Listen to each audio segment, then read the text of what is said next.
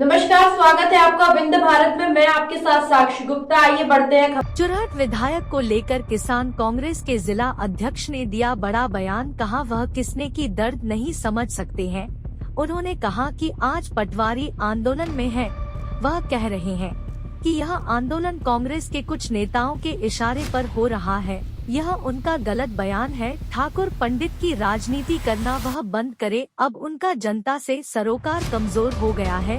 उनकी नैया डूबने वाली है, जिस वजह से चुरहट विधायक अनर्गल बयान दे रहे हैं। आगे उन्होंने क्या कहा, सुनिए पूरी बातचीत जगन्नाथ द्विवेदी के साथ। अपना ब्राह्मणों का वोट लेने के लिए आते हैं कि हम ब्राह्मणों का किसी तरह वोट ले लें, हरिजनों का ले लें या जो भी मिल जाए, जिस भी जाति का, खासकर ब्राह्मणों को टारगेट करते हैं और ब्राह्मणों का वोट लेके हम नेता हो जाएं। अब वो ब्राह्मण हमारे पीछे पीछे घूमता रहे, इसके लिए ये लोग नेतागिरी कर रहे हैं और कोई दम नहीं है। राजन मिश्रा जी, क्योंकि पूर्व सांसद गोविंद मिश्रा जी के पुत्र हैं जी, अभी तक यह एक बयान आता था जी, कि गोविंद मिश्रा जी राहुल के समर्थक रहते थे, जी, अर्जुन सिंह जी के समर्थक रहते थे। जी, क्या राजन भी यही काम करेंगे? हमने तो कभी नहीं देखा कि गोविंद मिश्रा जी राहुल भैया साहब के समर्थन में रहे हों। सदैव वो अर्जुन सिंह साहब से चुनाव लड़ते थे, दाऊ साहब से। राहुल भैया के खिलाफ चुनाव उन्होंने लड़ा, हम लोगों ने देखा है। और राजन भी उनके खिलाफ ही चुनाव लड़ रहे हैं और राजन उनकी सत्येंद्र तिवारी जी की मदद कर रहे हैं। हमारा तो मानना ये है। बड़ा आरोप है, तो बिल्कुल सही है कि क्या राजन सत्येंद्र तिवारी जी की मदद कर रहे हैं? बिल्कुल मदद कर रहे हैं, दोनों लोग रिश्तेदार हैं।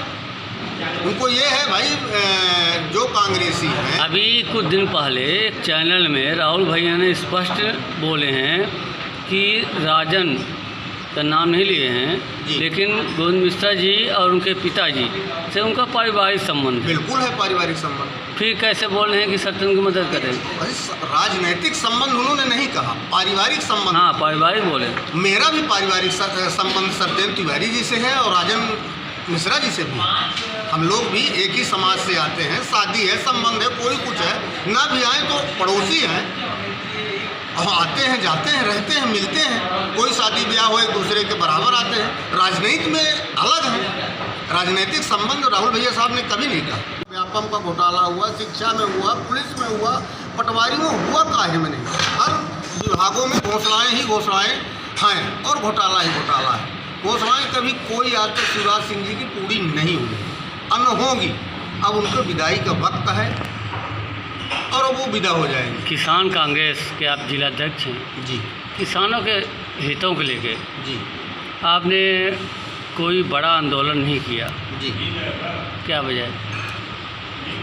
बड़ा आंदोलन जरूर किसानों के लिए नहीं किया। हम जब किसान अध्यक्ष नहीं भी थे तब भी हम एक रामपुर में बहुत बड़ा राहुल भैया साहब के मार्गदर्शन में बहुत बड़ा आंदोलन हुआ था। 200,000 किसान इकट्ठा हुए थे। ये बात सही है, जैसे हम अध्यक्ष हुए जरूर किसानों के उसमें कोई वो नहीं हुआ। वो क्या काम कर रहे हैं? किसानों के लिए हम हर जगह ज्ञापन दे रहे हैं। किसानों के लिए हम कलेक्टर से मिल रहे हैं। कहीं फसल है, बिजली के ट्रांसफार्मर जल रहे हैं, वहाँ जा रहे हैं। मतलब हर वक्त हम किसानों के लिए काम कर रहे हैं। रात में कोई फ़ोन आया, लाइट गड़बड़ हो गई, एक समय बिजली की वो है परेशानी है ज़्यादा, सबसे ज़्यादा ट्रांसफार्मरों की वो है, जल रहे हैं। हम हर वक्त बिजली विभाग जाके अधिकारियों से मिल के भैया यहाँ लगा दो, ये किसान यहाँ पर। किसानों को कोई भी परेशानी अगर अपने को जानकारी मिली, हम उसके लिए हर वक्त तैयार रहते हैं। चुरहट में तिकोड़ी से मुकाबला लग रहा है, चूँकि राजन मिश्रा भी आ गए जी, और आपके विधायक जी का जन आशीर्वाद यात्रा एक था। जन आशीर्वाद यात्रा में राजन शुक्ला नहीं आए, जो चिन्हित थे। एक और नेता नहीं आए। जी जी। क्या लगता है कि उनसे नाराज़गी थी? अब नाराज़गी तो उनसे हर किसी से। ऐसा कोई आदमी नहीं, न जनता बची है न नेता बचा है जो माननीय विधायक जी से नाराज़ न हो। और जन आशीर्वाद यात्रा में तो एकदम फ्लॉप हुई।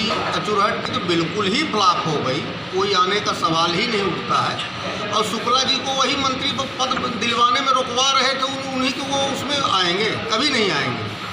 भयानक गुटबाजी है बीजेपी में और विदाई का वक्त है साहब, विदा हो रही है। हाँ, एक बड़ी बात आपने बोला कि भाजपा की विदाई का वक्त है, इसलिए मुख्यमंत्री घोषणा पर घोषणा करते जा रहे हैं। जी चौराट में एक नया विकल्प ग्रुप में राजन मिश्रा आए हैं। जी क्या मानते हैं वो किसका नुकसान करेंगे, क्या उनकी राजनीतिक वजूद रहेगी?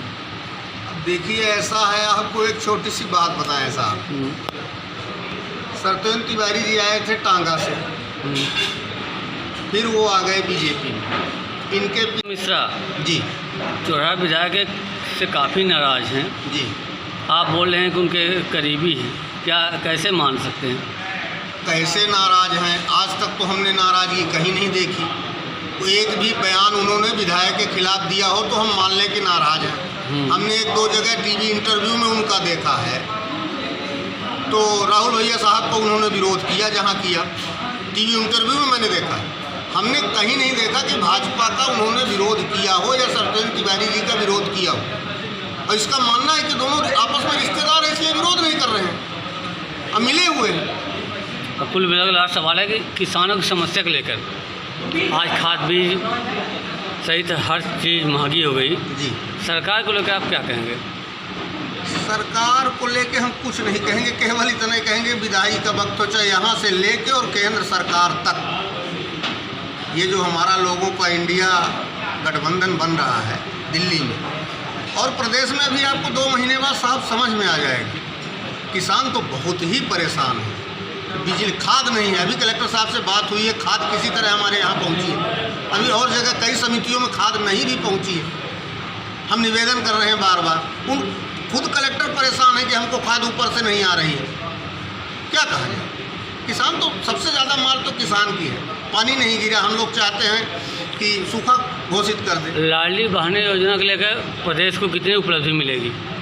लाडली बहना को लेकर प्रदेश में एक भी उपलब्धि नहीं मिलेगी, क्योंकि लाडली बहना को आप 1000 रुपये दे रहे हो और लाडली बहनोई के बिजली के बिल में, कल ही मैंने रामपुर में कुशवाहा की कनकटी जमानत करा के आया हूँ बिजली के बिल में, उसको अंदर करा रहे हो आप, फालतू में बिल भेज रहे हो, यहाँ घोषणा कर रहे हो कि हम सब माफ़ कर दिए। ऐसा थोड़ी है, सब जनता सब समझ रही है, इनका वक्त खत्म है।